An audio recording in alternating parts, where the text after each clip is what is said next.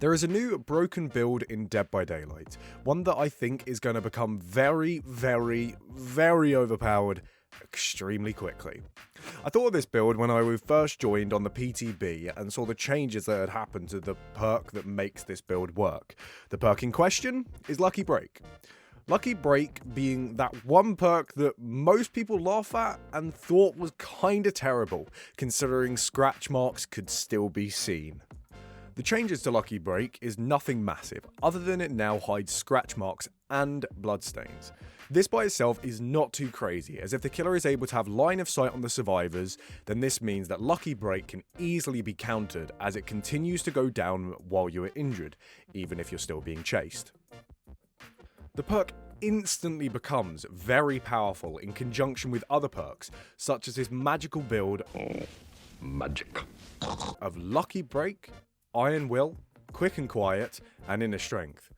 Let me break down why this build is so powerful and why I feel builds like it will become very good very quickly. First, you have Lucky Break, which stops the killer from seeing where you are going on the first hit. When they first hit you, you obviously get a huge burst of speed, which can get you out of the line of sight of the killer, which I first said was the initial counter to this perk. Then, while you're running away from the killer, as you're running Quick and Quiet, you jump into a locker or crouch behind a vault or a corner.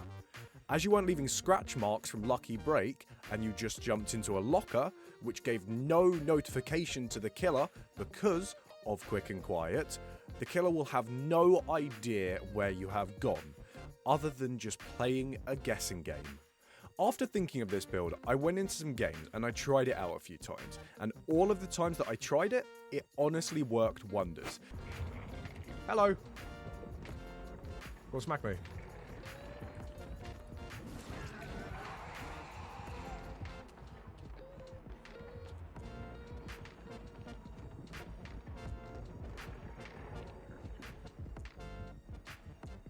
It fucking works!